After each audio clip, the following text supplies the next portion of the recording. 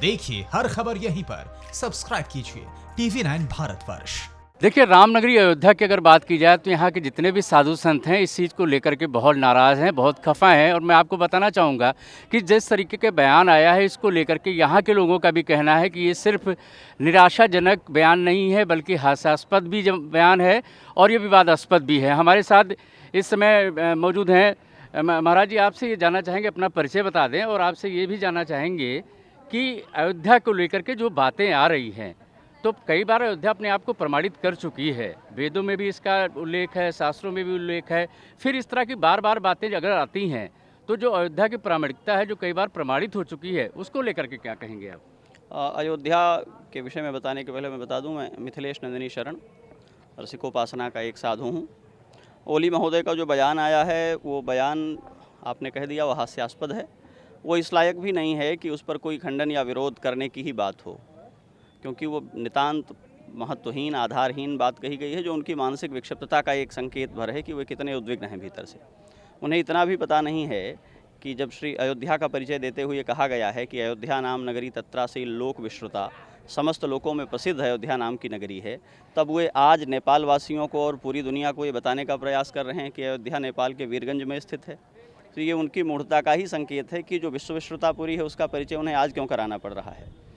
और वो नेपाल में अयोध्या के होने की बात करते हुए उन नेपाली लोगों का, उन विद्वानों और भक्तों का क्या करेंगे जो हजारों हजार की तादाद में पीढ़ियों से अयोध्या में रह कर के अयोध्यावास कर रहे हैं। यहाँ संस्कृत विद्यालयों में कई नेपाली आचार्य, विद्वान, अध्यापक हैं, कई मंदिरों में श्री महंत हैं। समीर, मिथिलेश जी से और भी बात करेंगे, लेकिन उसके पहले हम ये आपको तस्वीरें दिखा देते हैं। ये स्वर्गद्वार इलाका है, यानी कि अयोध्या के हस्ताक्षर के तौर पर इसे जाना जाता है। और इसी अयोध्या के बारे में लिखा गया है कि अवधपुरी ममपुरी सुभावन सरयू उत्तर दिश सरयू बहपावन, और सरयू नदी का किनारा है जहाँ पर इस समय हम मौजूद है। राम की पैड़ी है। महाराज जी, आपसे एक और भी चीज़ जानना चाहेंगे कि अयोध्या का ये सब इलाका आप सामने देख रहे हैं, नागर शैली की इतनी बड़ी स्थापत्य कला पूरी दुनिया में नहीं है।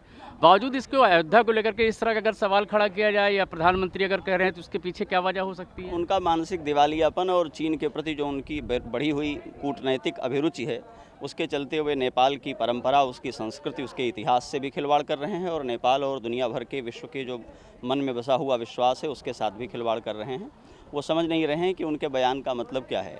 जब वे नेपाल की सीमा देखने चलेंगे, और हमारे यहाँ शक्ति संगम तंत्र में नेपाल की पहचान बताते हुए कहा गया है, जटेश्वरम समारभ्य योग देशांत महेश्वरी, जटेश्वर से आरंभ करके और योगेश्वर तक जाकर के नेपाल की सीमा है, उसको ही नेपाल समझा जाता है, जो साधकों के लिए सिद्धिप्रद है। हिमालय की उपत्यकाओं में, हिमालय की सीमा में बसा हुआ एक छोटा सा देश नेपाल, जो साधना के लिए, पवित्रता के लिए जाना जाता है, उसको राजनीति का अखाड़ा बनाने की मूर्खता, राजनीति का अखाड़ा बनाना चाह रहे हैं। एक सवाल बहुत अहम है कि तमाम लोगों ने, वाल्मीकि से लेकर के कालिदास जी ने अयोध्या के बारे में वर्णन किया है। मैं आपसे संक्षेप में जानना चाहूँगा कि राजा कुश से लेकर के विक्रमादित्य जो अयोध्या को दोबारा बसाते हैं, क्या इसकी पूरी कहानी है? और मैं भी जानना चाहूँगा क्या इसकी माप दी गई है, क्या सीमाएँ रही हैं, कितने योजन की मानी जाती रही है? जी, अयोध्या सृष्टि की सबसे पहली पुरी है जिसे महाराज मनु ने स्थापित किया है मानव जाति का प्रारंभ करने के लिए। तो इसकी ऐतिहासिकता का प्रमाण अयोध्या स्वयं में ही है, क्योंकि इसके पहले कोई दूसरी पुरी और कोई मानव सभ्यता हमारे सामने उपस्थित नहीं होती है इस विषय में हमको बता सके। अयोध्या ही स्वतः प्रमाण है। अयोध्या अपने बाद की पुरियों का इतिहास दे सकती है। अयोध्या का इतिहास देने की स्थिति किसी पुरी के पास नहीं है।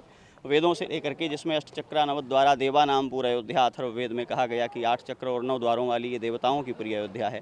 इसके विषय में श्रीमद् वाल्मीकि रामायण में पूरे विस्तार से इसके परिचय के बारे में कहा गया कि श्रीमती त्रीण विस्तीर्णा, 3 योजन में जिसका विस्तार है और 12 योजन जो लंबी है। सरयू के तट पर जो मत्स्याकार या आयताकार बसी हुई अयोध्यापुरी है, उस अयोध्या में कोसल जनपद की राजधानी के रूप में इसको चिन्हित किया गया है।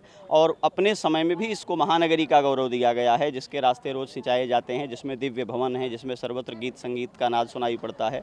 और उस अयोध्या का परिचय देते हुए महर्षि वाल्मीकि ने कहा है, एक भी व्यक्ति यहाँ ऐसा नहीं है जिसने मुकुट नहीं धारण किया है, जिसने सुयोग्य वस्त्र नहीं पहने हुए हैं और जो शास्त्र और वेदों का ज्ञाता नहीं है। ऐसे श्रेष्ठ अयोध्या को वीरगंज के नेपाल में ले जाकर के बताने वाले ओली महोदय को खुद पर ही तरस आना चाहिए कि ये काम वो क्यों कर रहे हैं। फिक्र आपकी, सोमवार से शुक्रवार रात 9 बजे सिर्फ TV9 भारतवर्ष पर।